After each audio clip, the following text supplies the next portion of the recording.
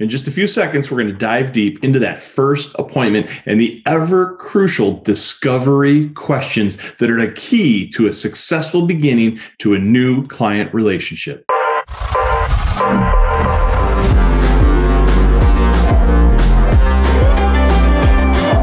As always, welcome back to The Rare Advisor. My name is Mike Walters, CEO of USA Financial, and we're having such crazy good conversation on the topic of the appointment process that I've asked Matt Eilers once again to join me to dive deep. So if you just saw the previous discussion, you're going to want to stay tuned to this one. If you didn't see it, what I would simply say is you might want to jump back, watch that one first. It's about 15 minutes or so, and then that's going to set the stage for what we're about to do now.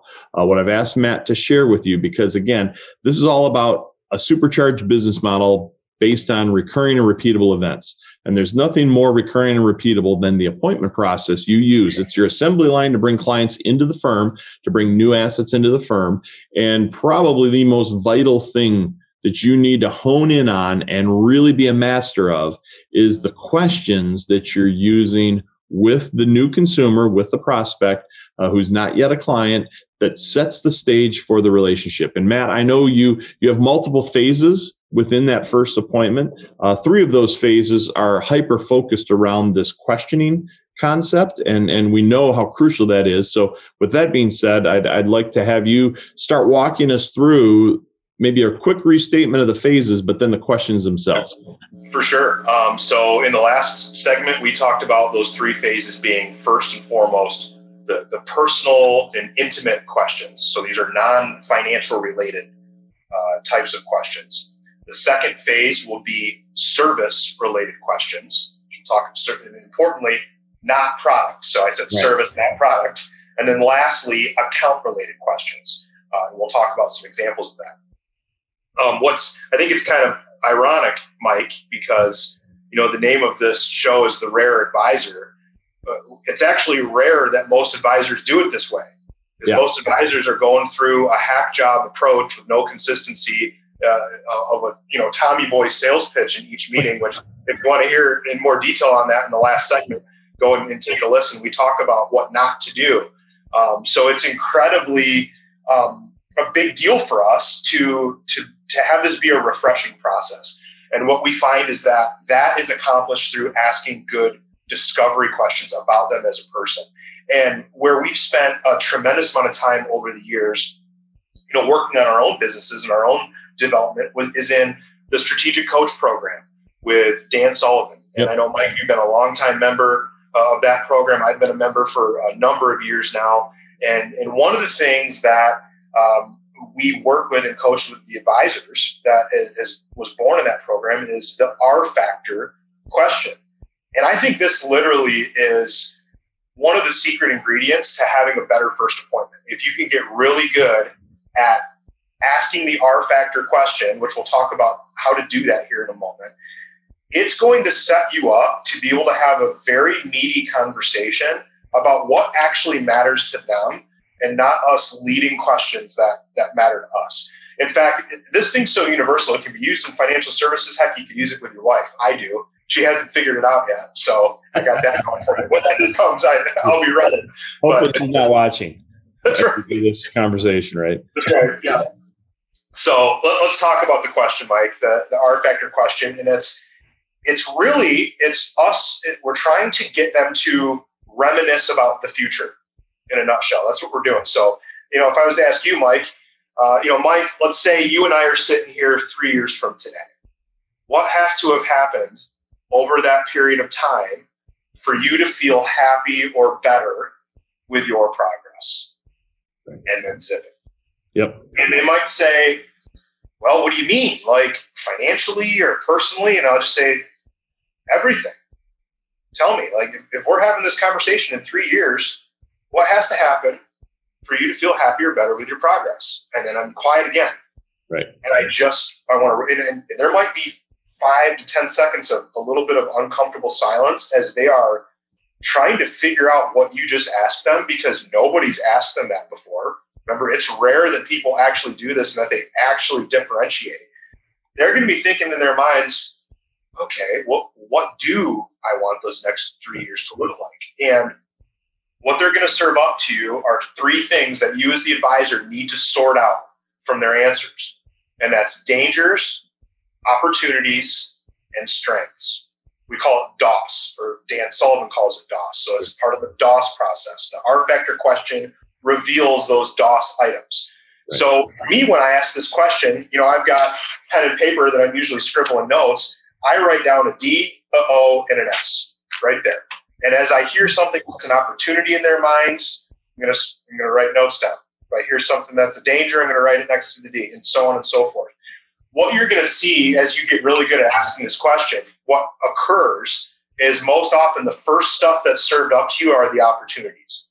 And that's the easiest to fish out, right?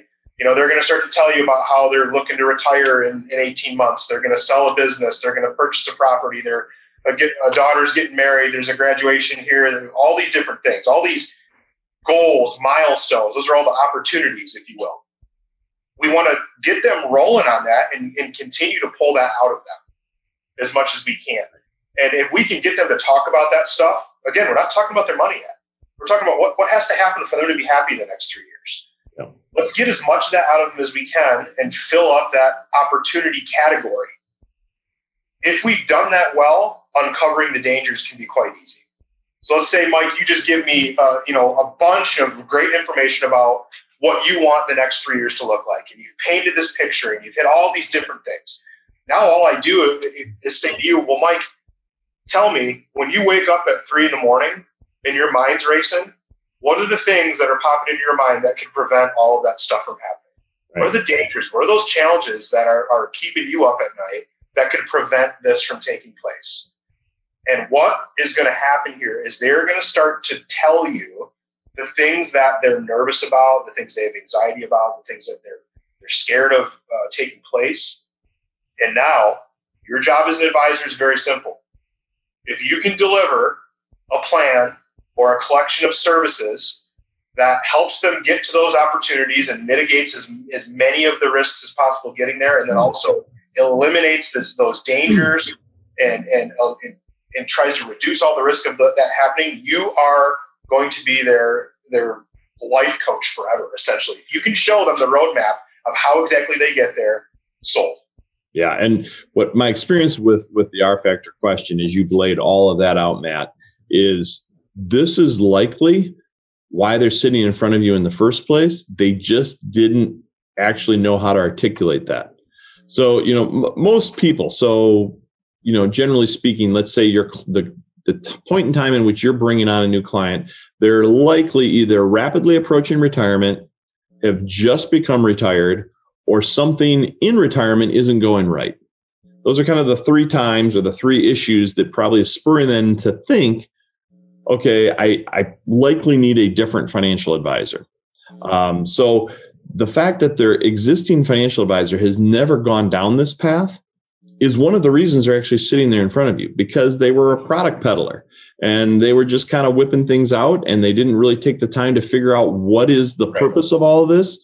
What's important to you? What's the concerns that you have? I love the, what keeps you awake at night question, because really the R factor is just the first question to what then becomes a series of questions or a conversation about these issues. And again, many people have a very difficult time telling you what they want the future to look like. And as weird as this sounds, and I don't know the psychologist's answer to this as to why it works this way, but if you literally take them into the future and then ask them to look through the rearview mirror, now they can articulate. Yep. If you let them stand here today and say, project yourself ahead 3 years and tell me what you want, a lot of people will have a much more difficult time articulating that. So the way that you set the stage for that is vital. And so don't overlook that as you're listening to this. You have to go about this in the right order. Yeah, totally. One thing that I want to add here, and we're not going to be able to get into the great details of how to do this, is kind of the next step of how to ask some really good personal discovery questions in this meeting is following the 3-step method that George Kinder has authored. So George Kinder is known as the father of life planning in financial services. And long story short, what he's been able to do is hone in on 3 questions that you need to get really good at asking someone to be able to find the true connection point that you have so that you can identify what are the most important things to them. There's a ton of psychology that goes into how you ask these questions. In fact, if you'd like to check out, I did an in-depth interview with George, over a 60-minute podcast just on these 3 questions.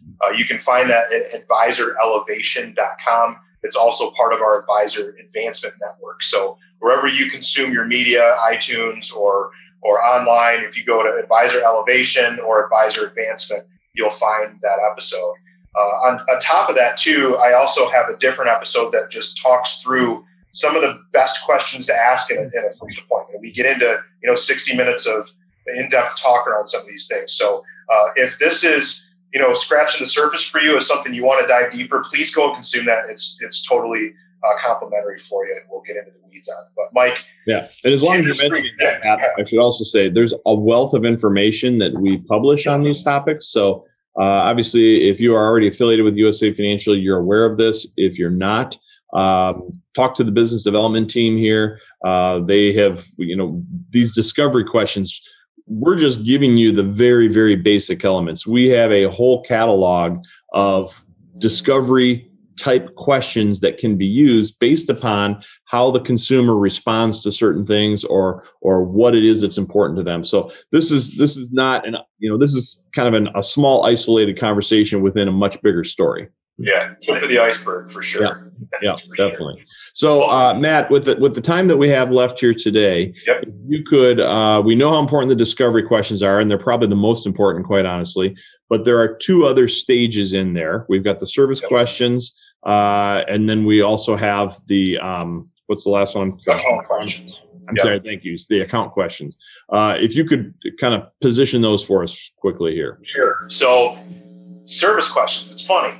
For advisors that push product, this is going to be really weird because they're not doing this. We really coach advisors to have a service-based relationship with their clients. So what this involves is, number one, knowing what your services are. And I know in future discussion, we're going to talk about the engagement letter. And on an engagement letter, you have listed out, kind of itemized, if you will, different services that you provide. Different things that you do, right? And what we need to do in the first appointment, we need to ask them, has anyone ever built out or completed these different things for you? We need to go down the line. And what we know we're going to find is we're going to find a lot of no responses. Has anyone ever gone through and provided you with a Social Security optimization? Has anyone ever gone through and prepared an asset-based long-term care review, an asset cycle portfolio system, a beneficiary audit? And you can go down the list of whatever your services are. And they're going to be sitting there saying, no, haven't done that. And that's what we want to have happen. Right. Because if at the end of the day, the value we bring to the table is through planning, we need to show them all the planning work that actually hasn't been done, right. All the stuff that they've missed out on. And think of this, if you're sitting with me and I ask you, well, first of all, if I spend 45 minutes getting to know you and understanding what's really most important, and then I start asking, well, hey, Mike, I want to get a feel for the type of work that's been done to you to this point. Has anyone ever built out one of these? Has anyone ever provided you with this? Boom, boom, boom, boom, boom. When I get to the end of that, if you're working with another professional, you're sitting there thinking, what the heck is all that stuff? Yeah. Why haven't I heard about it before? Why isn't my guy talk to me about any of this? Or even better yet, they might be thinking, should we have done that stuff? Are we okay? And you think about all the people that come into the office in the first meeting and they think that everything's dialed in and they're perfect. We need to really start to show them that there's probably a lot of work that needs to be done for them still. So that's where we strategize and we work with advisors on how do we assemble what those services are, and then how do we coach them through how we ask them to reveal those gaps. So if they have an existing relationship with advisor, or they have a collection of advisors, they've got an insurance guy, they've got an investment guy, whatever the scenario might be, without saying anything derogatory about anyone, you're immediately driving wedges, and you're starting to separate them to realize that, hey, the proper things that need to be done haven't been done for me. What am I paying for? Why am I using these people? And then the flip side is also true. If they have not had a financial advisor in their life up until now, this immediately starts to show them the value and all the things they've been missing by not having a financial advisor at their side. So regardless of who they are, where they come from, it works either way. That's right. Yep, absolutely. Awesome. I want to hit the last stage, because I know we're already running short on time, and that's account questions. And this is huge. This is a really big opportunity to differentiate as well. Typically, when someone gets to the stage of the appointment where they're looking at their stuff, they're looking at their holdings, they're looking at their assets, all of that, advisors tend to jump into sales mode, right? They're passing judgment, they're giving their opinion, they're talking about how this could be better, this could be, whatever. They immediately start to position what they have and how it's better. We don't want to do any of that. Instead, we want to ask 4 questions about each account and say nothing else. This is like another piece of the secret sauce, okay? Because this is going to differentiate the advisor immensely. Question number 1, what is the purpose of this account? And then be quiet. Don't coach them in the answer, okay? Question number 2, how did you come to own it? We need to find out, was this inherited? Did they buy it? Was it sold to them? They're an emotional attachment or not? Bingo. Yeah. And we coach advisors on how to deal with the answers there. Question number 3, what are the indicators or triggers that will dictate when you should sell or make changes to this account? That's the deer in headlights question, because they're going to hear it and say, I don't know. That's what our guy who sold it to us is going to be taken care of. And they don't know the answer, right? And then last question number 4 is this live on money or leave on money? So if you're watching this, write those 4 down. Number 1, what's the purpose of this account? How did you come to own it? What are the indicators or triggers that will dictate when you should sell or make changes to it? And is it live on money or leave on money? Ask just those 4 questions about the IRA they have. Don't comment on its return. Don't comment on its performance, on its fee. Put it down. Go to the next one. Do this over and over again for each account that they have. Like I said earlier, if the value we bring is through planning, we need to reveal to them they don't have a plan. They just have a bunch of stuff. Right. Exactly. And with that being said, we could go on for hours just on this first appointment, but I think you've got a pretty good concept for how valuable this is and how important it is to learn all of the things that we're talking about, plus all of that we don't even have time to get into today. But again, reach out to us if you need more information, if this is important to you, if you're struggling in this area, contact us at USA Financial, and also, feel free to keep listening. Please like, subscribe, comment to the conversations that we're having here, whether you're watching us on YouTube or you're listening in a podcast. What we're going to do next, I've staged Matt to stay with us, and our next conversation is going to go into the second appointment. So you'll see how this all comes together and really starts to button things up for this new relationship that you're starting with a consumer. So thank you so much. Please be sure to dial back in to our next discussion. We'll be back soon. Thank you.